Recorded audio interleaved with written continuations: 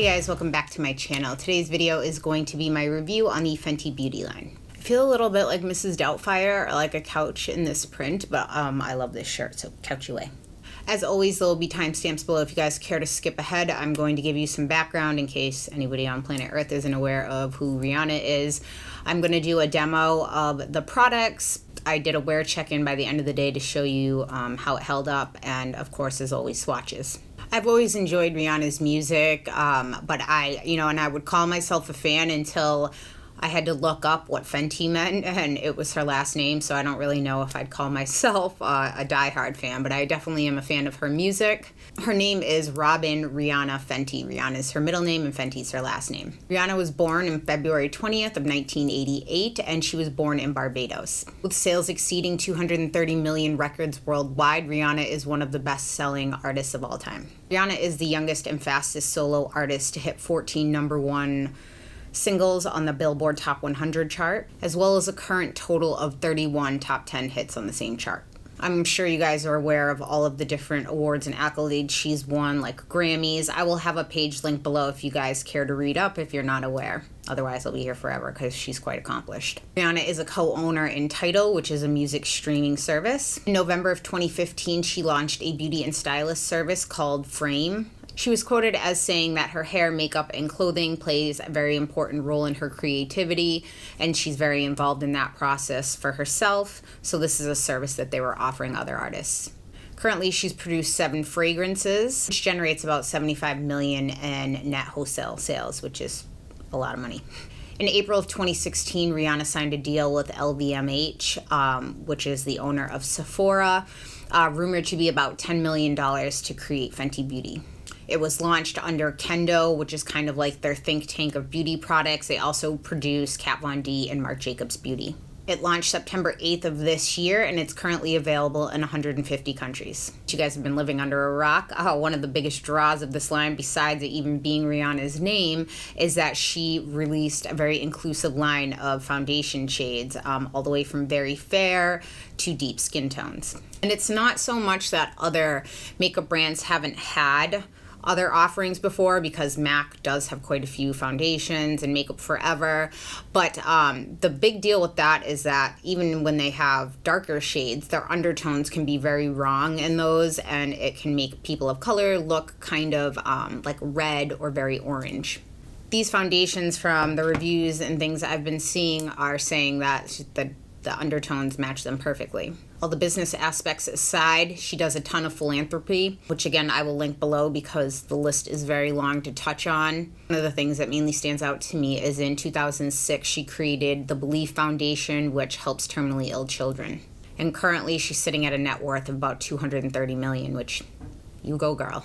About the whole Fenty line, if you go directly on the Fenty Beauty website, they talk about the inspiration for this line is the Fenty face, which can happen for her in 3 steps. A soft matte base, a highlight just where she wants it, and then blotting. This line was really, so far, targeted towards complexion, which if you see a lot of Rihanna's looks, I know some people were saying that they thought it would be like more glitzy makeup. Again, not everybody, but I've seen some people say that.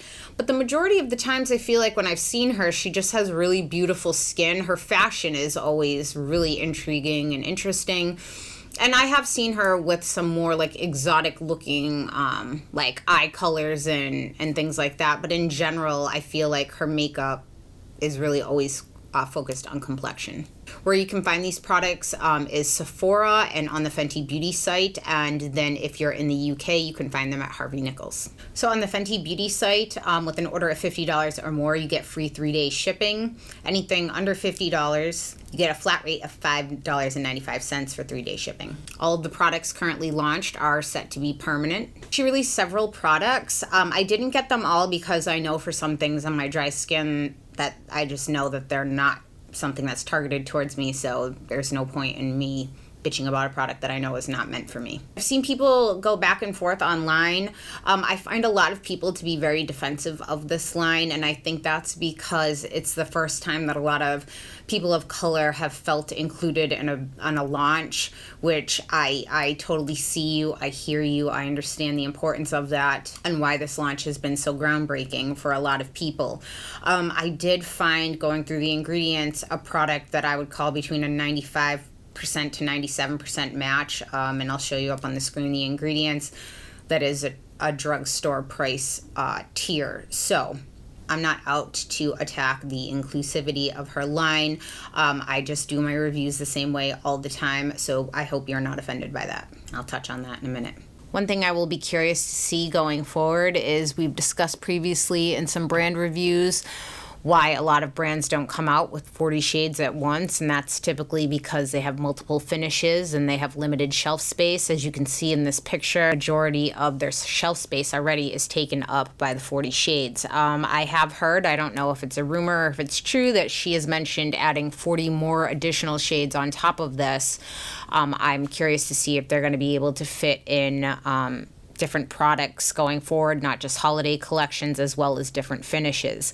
It is a Kendo brand though, which Sephora owns, and I'm pretty sure they will make room for their own. That might account for why this line just stays complexion focused right now though, because there are 8 billion eyeshadows on the market, and there is really a hole in the market for diverse shades. She came out with a primer, and it said on the description that it was meant to control oil.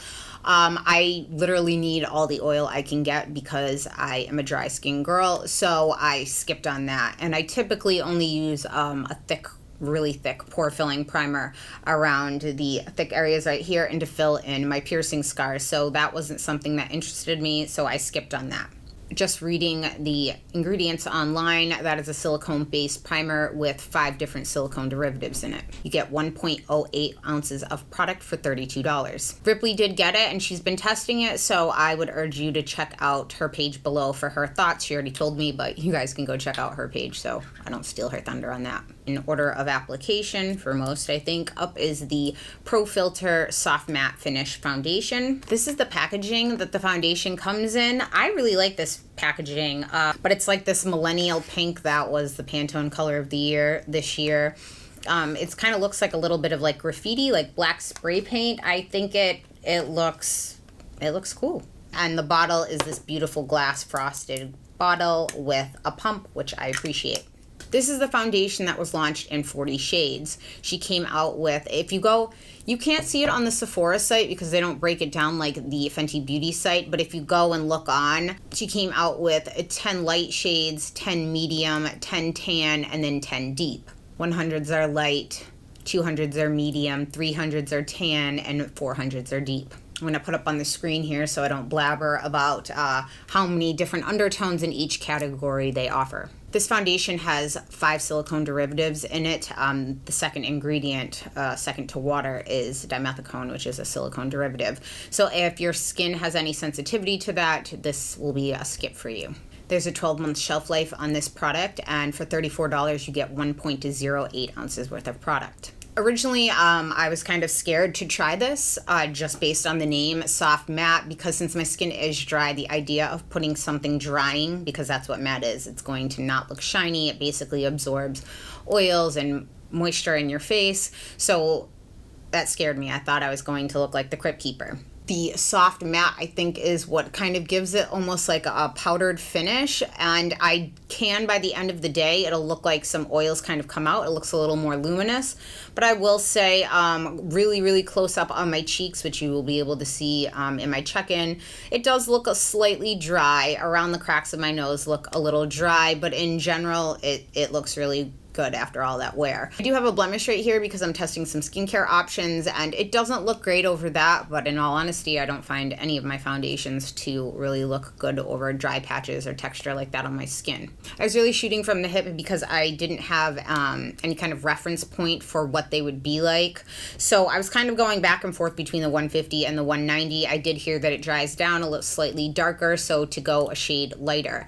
My color IQ on Sephora, I've gotten like 6 of them, and my most recent one said that I would be shade 240, and when I looked at the color, I was like, That looks really deep for my skin. So I just went with 190. It does dry down, and I'll touch on the difference between a foundation that dries down and oxidation in a minute as well. But I do find that this does slightly oxidize on me as well throughout the day. I've been testing this foundation for well over a week now, with different applications, with different bases, under different weather circumstances, just so I can report back to you guys on how it wears. I find with this foundation, again, I know everyone's different. Some people will say, I put 16 layers on and it looks amazing. Well, not for me. For me, I have to only use a pump and a half at max for my entire face. And my favorite way to put it on is with a stiffer foundation brush. I did not pick up her brush because I have a million brushes and I just felt like that would be kind of a waste of money for me. And I have a lot of beauty blenders, so again, I didn't pick up the sponge. I've heard great reviews about those, so if you are in the market for them, it seems like it would be a good purchase. I kind of have to buff this into my skin. On the Fenty Beauty site, it says Rihanna's tip is, if you like to use the brush for more full coverage, to kind of wipe and press and then like lift down like that with the foundation. If I try to dot this on and blend it in, it's too heavy, it looks dry, it looks cakey. With this foundation, I find less is more. If you put on a lot and you have dry skin, it's going to look cakey. The foundation claims to be medium to full or buildable coverage, but like I can see some of my freckles, it's more coverage than I typically wear. For me, this foundation looks amazing at distances. Like right now, it might look really good. And up close, it looks good too. If I get extremely close to my face, I can see it be a little dry around my nose, which is always my problem areas. I really am yet to find a foundation that looks excellent in that area anyways. If I put it on with a sponge, because it is so heavy in silicone, I find that it almost like lifts it up in some places. And if I tried to go in, like I've seen some people put 2 layers on, so I tried that. And when I do that around my nose area, it was almost like picking up the foundation, and then I was being able to see my skin through it. So my favorite way to apply this, which is I do like this foundation, is with a brush, a pump and a half only for my entire face. If you have dry skin, you should make sure that you're properly exfoliated and well hydrated before you put this down. I would not recommend using a mattifying or even shine stopping pore filling. I mean, you could, I've heard some people say, but in my mind, I think when you're dry, the last thing you want is a matte base and a matte foundation. So it's probably going to be best to use a hydrating primer or a hydrating base. My skincare, always as usual, I have Vintner's Daughter, which is an oil serum down, and then I sealed that in with a moisturizer. Since I did hear so many comments about some dry skin people saying that this was dry, I did try it one day with no base. I just washed my face, dried my face, put this on, and it did feel kind of tight, and it didn't look very flattering on my dry skin. I don't mind because every day I use my oils and my moisturizers before I do my makeup, so it was no extra step for me. I do not use my silicone pore filling primer right here or on my piercing areas because I find it's a bit too much silicone for me and it starts to feel kind of heavy and look cakey. Let's talk about dry down versus oxidation, because I'm seeing people say both. Some people are getting really mad when people are saying it's oxidizing, and they're saying that the makeup artist is saying dry down. So dry down, you can think of it like when water evaporates out of the formula. So the first ingredient in here is water. Now, you can always tell a water-based versus an oil-based product not based on what the first ingredient is, because even in oil-based foundations, typically the first ingredient will be water. But you can tell heavy up what's after that. So anything that ends in a cone is going to be a silicone derivative. So this is an oil-based foundation. Now, when water is mixed with titanium dioxide, which are the pigments in here, and that goes for most foundations, when the pigment is very strong, like it is in this foundation, the water will evaporate off and then it will dry down darker. So that's what's happening definitely in this foundation. It is very pigmented. It does dry darker, which I'll show you a swatch here of both the 150 and the 190, one dry and then one wet, so you can see the difference. I'm also going to show, Ripley gave me her swatches of her colors too, what it looks like on her wet and dry. Sometimes you can notice too when you're buffing the foundation on that you can watch it go on and it doesn't look fully opaque at the time, and that's why part of the dry down too, if you think about even painting your walls. A good example to think about is if you were to have a wet t-shirt, while it's wet you can see through it, and once it dries, I mean, normally you can't. I'm sure there are some t-shirts that you can, but that's a good way to think about wet versus dry. So oxidation is something separate. That's a chemical reaction that happens, and it typically happens throughout the day, not immediately. Just like avocados or lettuce or fruit, anything that you'll cut and leave out, it's exposed to the oxygen in the air. It's the same thing. It can cause foundations to turn a little orange or a couple shades darker. Some people even, it'll turn kind of green. There's no certain ingredient that causes oxidation. It basically has to do with your own skin type, the kinds of oils that your skin produces, the oils in the product and how that may react with your body chemistry, the pH of your skin, humidity in the air, a few factors. The main way to stop that for a lot of brands is to use a silicone-based primer. I do find that this foundation obviously does, you've heard everybody, it does dry down darker than it originally appears, and for me throughout the day it does oxidize slightly, which pretty much every product I think almost oxidizes to a certain level, some more than others. So when I was reading the ingredients on the back of this foundation, I was trying to think, have I ever used a foundation that is so heavy in the silicone derivatives? Because of the way it spreads, it like really kind of glides on. It's a unique formula. It reminds me of a serum foundation. So when I was going through the ingredients on here, I found, and I'll put it up on the screen right here, that if you look at the majority of these ingredients in the beginning, everything in yellow is the exact same ingredient in the exact same order, and the other ingredients highlighted, some of them you can see like one ingredient was kind of flip-flopped in there, and then the other ingredients pick back up, and then some of them are in a different order towards the bottom. You can see that the Fenty Beauty one did add like a couple different ingredients on the bottom that would be kind of like moisturizing or antioxidants. I would call it basically a 95% match to the Catrice HD Liquid Coverage for $10.99. It's available only online for Ulta. I'm sure you can find it in other sites. Ulta even has it buy one, get one 50% off. The bad part about that foundation is it is only available in a really sad, pathetic 4 shades. Definitely when you're buying Fenty, you have a much more diverse shade offering. But if you are on a budget and you fit into one of those 4 shades, it's definitely going to be an extremely similar foundation, coverage, and finish for 1/3 of the cost. I'll show you in the cost breakdown what the difference is as well on that. Both of these foundations were made in Italy, so I'm assuming it's both by the same factory. If it's the factory I'm thinking of, they're really known for powders, not so much their liquids. I mean, they do make good liquids as well, but it's a very large factory there.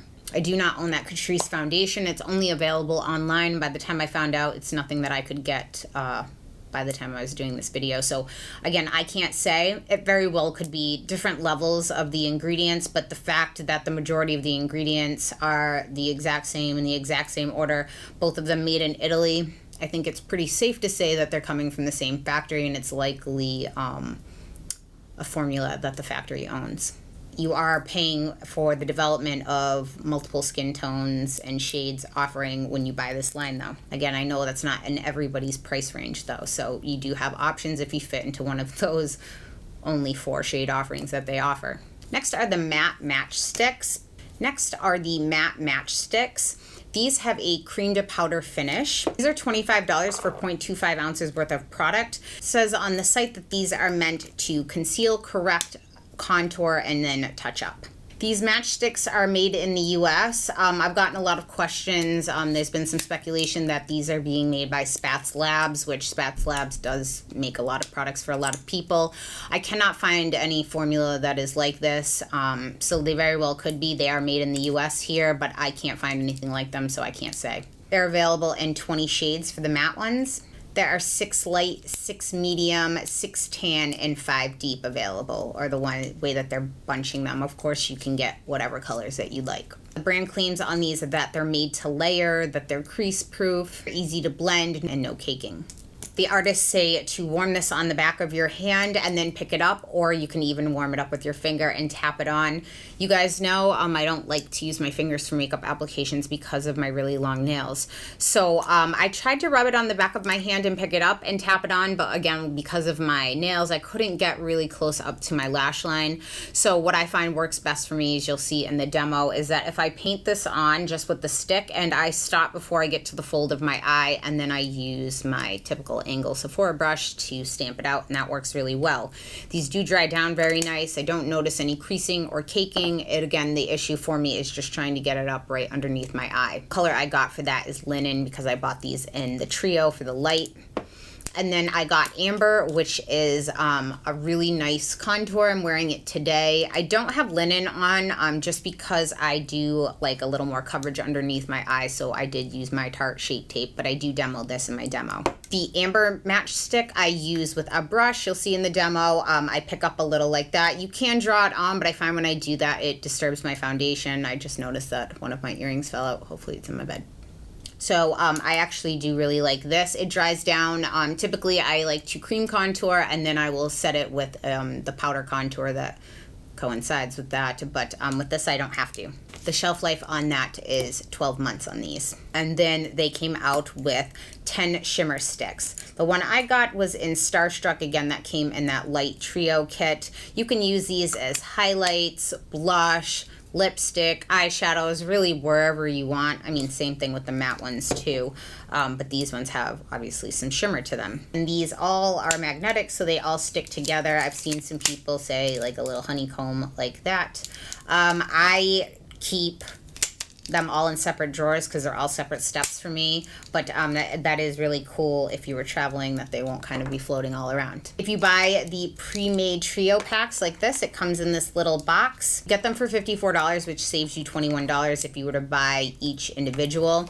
You can't customize them on the Sephora site, but if you go on the Fenty site, you can pick whatever 3 you want. So if you wanted 3 shimmer sticks, you can get them for the $54. If you want 3 matte, whatever you want, you can customize them on that website for the same savings. Otherwise, these pre-made kits are available in 4 shades: the light, medium, tan, and dark. I did demo Starstruck in my video, and you'll see it in the swatches. I find that the best way to put this on is with a certain Sephora brush. I have like a dense brush. I pick some up and stamp this on. If I tried to go over, and this goes for any stick highlighter like this, already a matte base with my under eye concealer is typically matte, it will disturb the foundation. So what best to do is either warm it up with your finger and really try to pat it on, but even then I notice it can disturb. So I like that Sephora brush that you'll see. These do have glitter in them. Not a ton, but it is there on these. We'll talk about the highlight one in a minute. I would call this kind of like a cool toned pink. It has some silver reflex in it. Next up are the Killawatt Highlighters. She came out with 2 individual shades, Trophy Wife, which everyone's loving, and then like a pale white gold shade. Then she has 4 duos. Each of the highlighters are $34. With the 2 individual shades, Trophy Wife and Metal Moon, you're getting 8 grams worth of product. With these individual ones, you're getting slightly less, and I think that's because they had to do a split pan of them. Get 7 grams of product, and again, all of them are $34. This is a cream to powder finish as well. Again, all of her products are pretty heavy on the silicones. These also have a 9-month shelf life. The one I got was Girl Next Door and Chic Phreak. Right now I have the more, what they're calling like the more natural one. There's one that's more natural or everyday, and one that really bumps it up a little. Right now I have Girl Next Door on. It does remind me of Starburst from the ABH Glow Kit that I love. These were limited edition, and I'm always on the search for a highlighter that's kind of like this pink one. So I went with this. I did have to go into store to pick this up because I couldn't determine online. I felt the swatches were like, made me think I wanted them all. And I'm glad when I went in, because I think it was like Hustler Baby that I swatched. I typically stay away from yellow toned highlighters, and that was a little too golden for me. I really, really do love these highlighters. If you weren't a fan of the ABH Nicole Guerrero Glow Kit because you thought it was glittery, I'm gonna assume that you won't like these either because they have the same kind of glitter to them and the same kind of finish. If I go on with a dense brush, I do get a lot of glitter, and I do get too much pigment on this shade on my skin tone, but this one was my favorite. If I go on with a dense brush, I do get a lot of glitter, and I do get too much pigment on this shade on my skin tone, but this one was my favorite. I also liked the one that was the Fire Dust. That looked really pretty too. I have a comparison with that one with the one that is a little stronger, the Chic Phreak. Daydream is pretty much spot on. And then Kitty Cat and Forever Young, either one of those is kind of like the more natural, I mean the same tone as the lighter one, but these are more intense. I don't see glitter on, I do have a hard time opening these though. It's because my really long nails, I just have such a hard time opening these, so I typically don't shut it all the way or I can't open it. I don't notice any glitter in the more like subdued side of this, but this one I definitely can see in under overhead lights and in the sunlight, very fine particles of glitter on my face, which doesn't really bother me because they're not huge chunks. I'm not really always a fan of glitter on my face. If I use my fan brush though, I don't really see any. And that's always the way I put on my highlighters. And this is the packaging that the highlighters come in. And then the colors are on the top there. These highlighters are made in Canada, and there is an excellent lab that I'm aware of up in Canada, so I'm assuming that's where these are made. I think they sourced out to some of the best labs. Next is a gloss I have on now, which is the Fenty Glow. I love this gloss. I like glosses anyway, but this is kind of like a rosy nude color with slight sparkles in it, and I do find it looks flattering on everybody. They have a peach vanilla scent to it, and it said a 1-pass extra large wand, which you will see up in the close-ups. It is rather big. I need more than 1 pass because I like to try to get up closer in my lips, but I don't care. I really do like this gloss. It's nice that it's not super long. I can toss this in my bag. It has conditioning shea in it and is 0.30 ounces for $18. It has a 12-month shelf life on it as well, and it's made in the US. I didn't get any of the brushes, but they have like on-the-go contour and highlight brush, and then they have the blotting brush, the touch-up brush that will snap into the Invisimatte powder compact that they have. I typically don't like blotting powders again because I don't really get oily, so that's not something that I really need, but they've advertised it as never being able to get cakey. It sounds like it's a silica powder, which silica absorbs its weight, I think about by 10 times or maybe 100. I think it's 10 times its weight in moisture. The sponge is $16 and it's latex free. It's 3-sided. Again, I didn't get that. An easy way to find out if a lab that you know or are aware of is making a product that you're questioning, you can typically look up their shipping address. And right now it looks like Trade Global, which is out of Cincinnati, is handling all of their online order fulfillment for Kendo, Kendo's other brands as well. So they're kind of like the hub of where everything that's being made is being shipped. The sponge is being made in China. I can't say for the brushes because I didn't get them, but Ripley has a sponge. So the products are kind of being made all over. We have Canada, Italy, and the US and China that I'm aware of. The products are cruelty-free, but some of the products do contain beeswax and some of them contain carmine. The products that are vegan are the foundations, the matte matchsticks, not the shimmer ones, because the shimmer ones have beeswax and a couple of them do contain carmine as well. The blotting powder is vegan, the gloss is vegan, the brush and the sponge are vegan as well. I went through all the ingredients and all these products that I own. I can't find anything in here that causes me concern for putting it on my skin. Again, if you have a sensitivity to dimethicones, this foundation and most of the products will likely cause issue for you. The only product that I could find that had something extremely similar to it was the foundation. Now let's get into a cost breakdown. I'm going to show you each product with other products that I have cataloged right now, so you'll be able to see like the matchsticks, the foundation, the highlighters, all of that stuff here.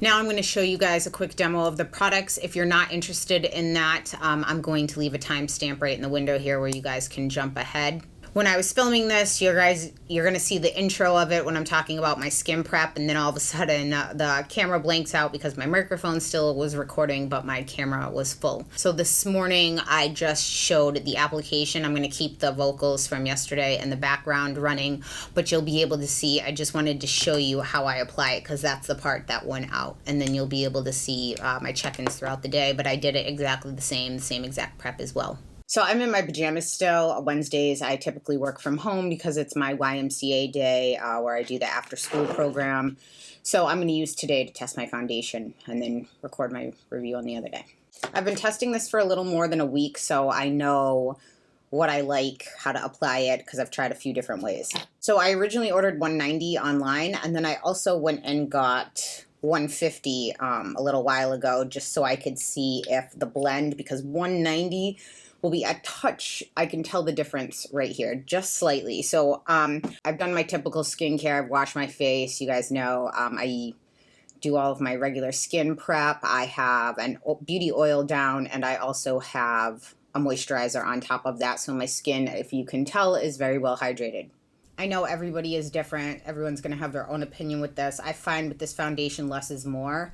Since I typically don't ever go towards matte foundations because my skin is dry, with my skincare, my skin is pretty normal now. I would say it's actually really plump and well hydrated. But if I were to stop my skincare, my skin would be very dry and scaly.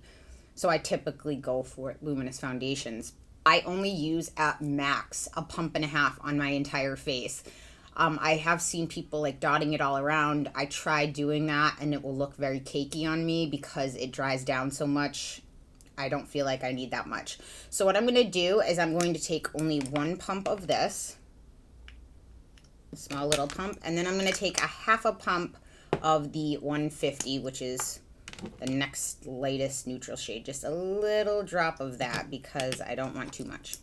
I don't have my typical silicone primer down, like my little pore filling one that I put right here in all my piercing scars, because this foundation has a ton of silicone in it, and if I put too much, it starts looking heavy and cakey on my skin.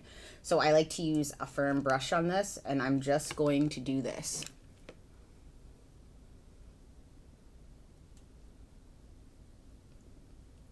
It's very liquidy foundation.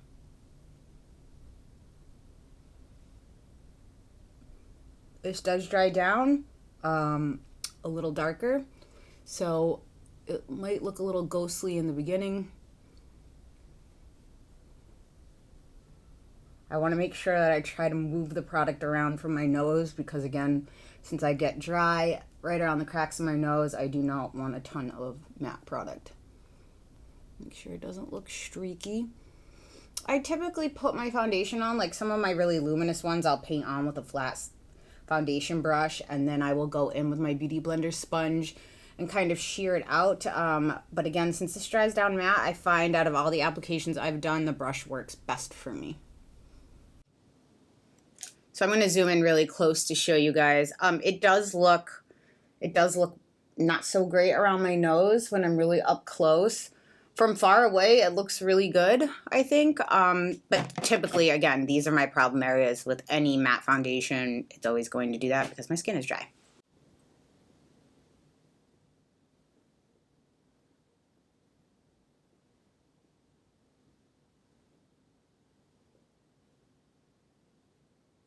I have my trays off right now, soaking while I get ready so I can drink my coffee.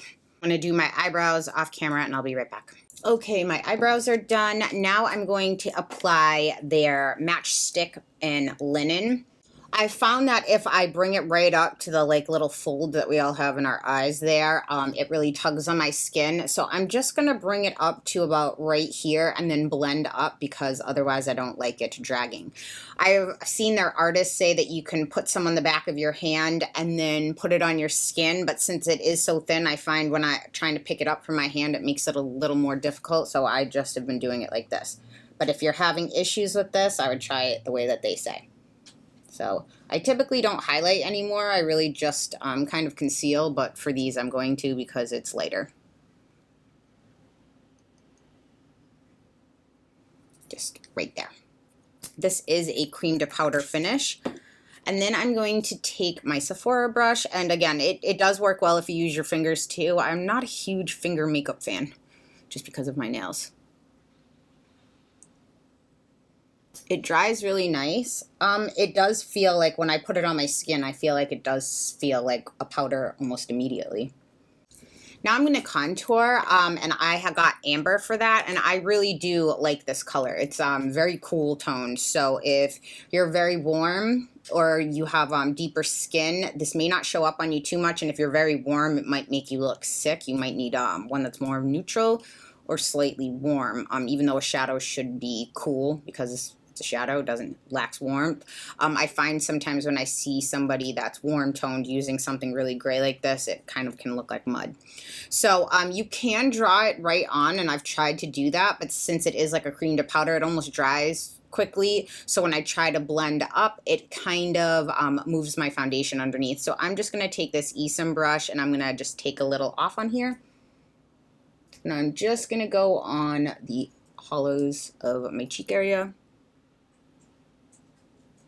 Like that. Just gonna take another brush and just flick it up. You can blend this out with a sponge too, but again, I find really matte foundations like this, which it is extremely matte, for me anyway.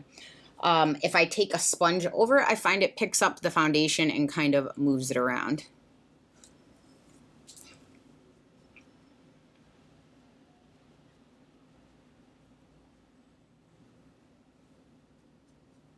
Then if I need, just with that other brush, I'm just going to kind of stamp over it, make it look not so harsh. I do like that color. You guys know that's the only area on my face I like to contour.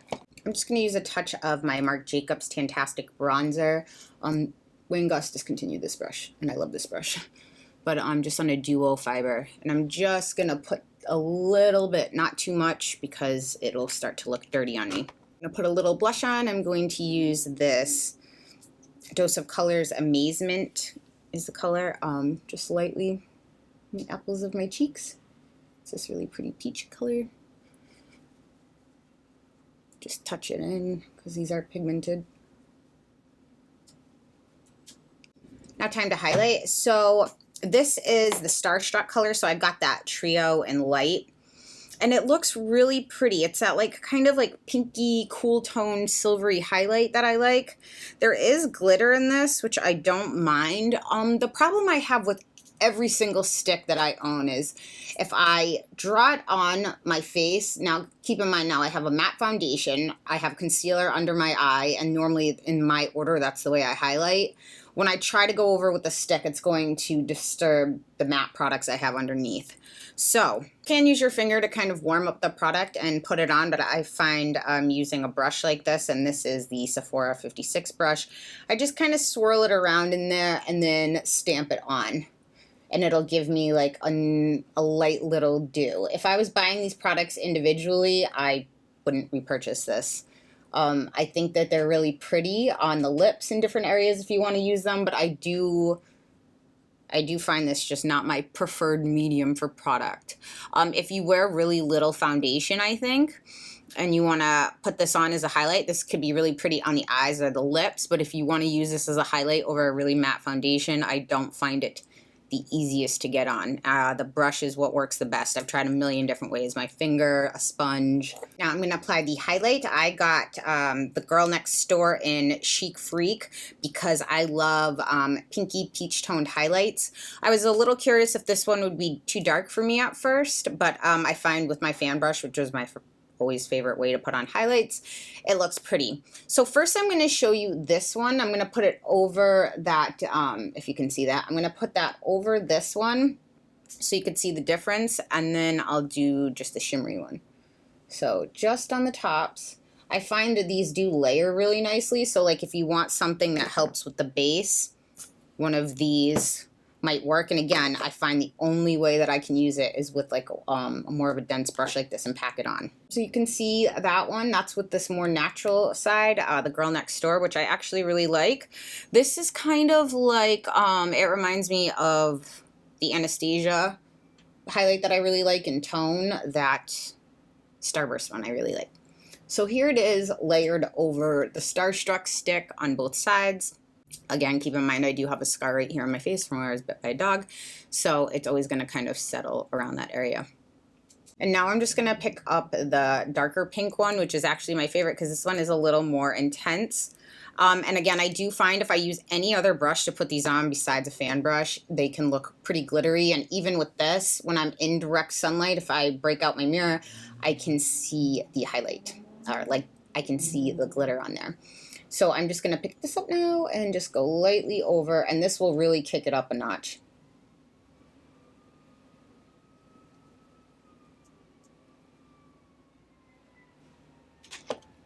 See that? I really like this. But again, has to be a fan brush. I tried the ABH highlighter brush, and I got like too much glitter on my cheeks and too much of a direct color, because this is like a peachy pink color. If I put on with a really dense brush, I get too much color payoff and I get stripes of color on my cheeks. Do my eyes real quickly, which are going to be really simple. Some mascara, eyelashes, that stuff. I'll come back for the lip gloss. Okay, I got stuck on the phone for work for a little bit. I have my eyelashes on. I just have ABH Fawn in the crease, and as well as Morocco. I'm just going to put the Fenty gloss on. This does have a really nice peach vanilla scent.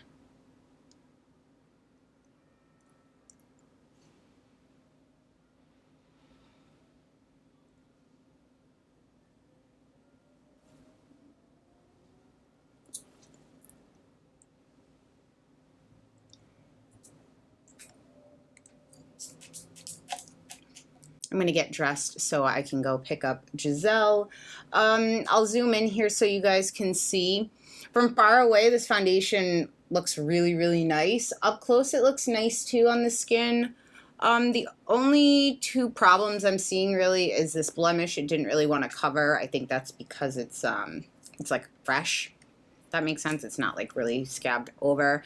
And just around my nose, when I'm really close like this, I can see it looks a little dry, but again, that goes for any matte foundation on me. It's not unique to this one. See that little blemish there? Right around my nose. My forehead looks good. So it's currently 12 o'clock. I'm going to finish the rest of my workday. I picked Giselle up in about 3 hours, and I'll be with her until about 6. So I'll check in before the end of the night to just show you how this has held up. Hey guys, so it is 8:09. I got home a little while ago. I'm in a little zip-up hoodie because I was running around outside playing. It's worn really, really nice. I will say that I know that there's a difference between when something dries down and when it oxidizes.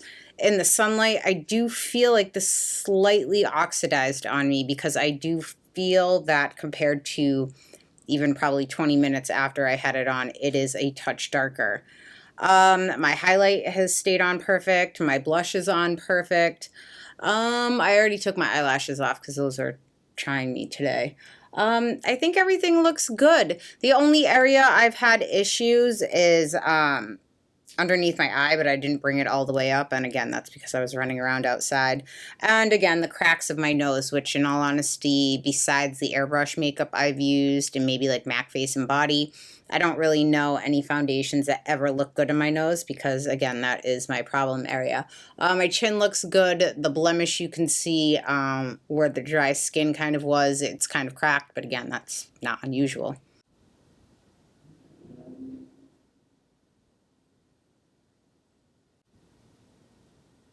It doesn't feel dry on my skin, even because I'm going to go take it off now so I don't mind. So even when I touch it, my skin doesn't feel overly dry, which again is unusual. Typically matte foundations are like the devil for me because they suck up any moisture I have in my face.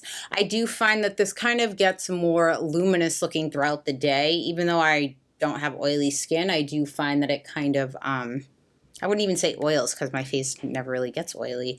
So, but it's almost like my moisturizer underneath comes out, because again, I don't really get oily. If I go like this, the double chin right here, I can see a difference from earlier today. It does dry down darker, and I would even say that these two particular shades, even mixed, do oxidize slightly, but I've seen some different colors. I've noticed, I think, almost like the warm or the warm and the cool undertones, if they're not kind of balanced, seem to be pulling different colors. The wear on these products, the gloss wear is standard. It's not going to survive you eating any meals or anything like that, which is standard for gloss.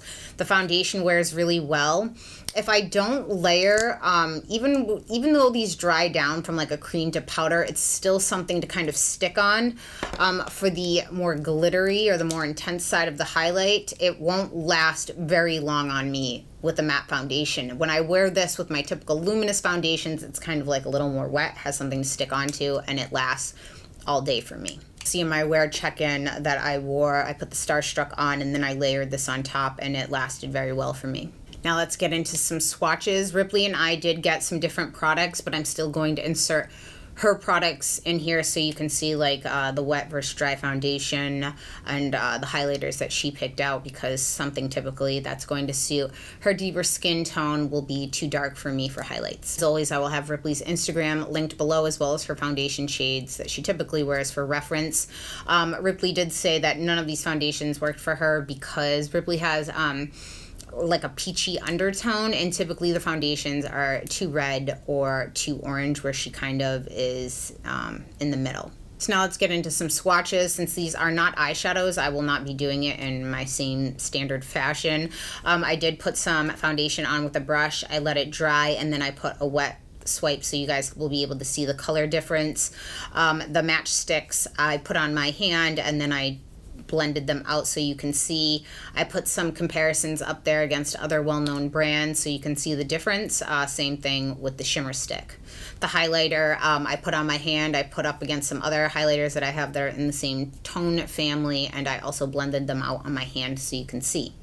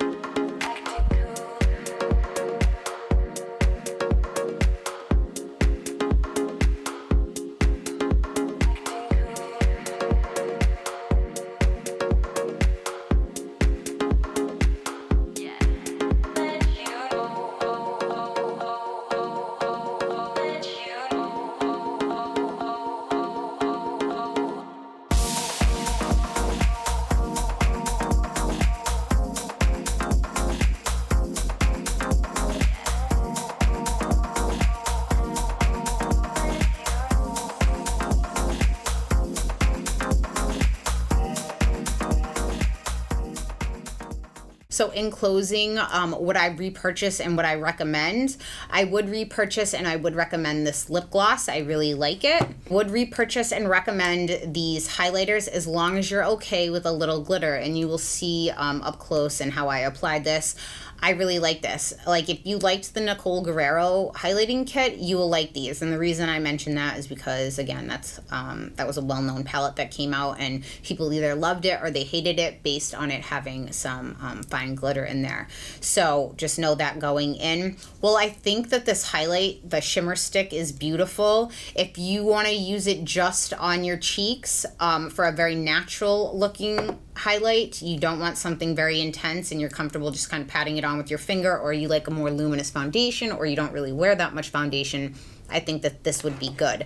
If I had to buy it on my own, I would skip on the shimmer stick for myself.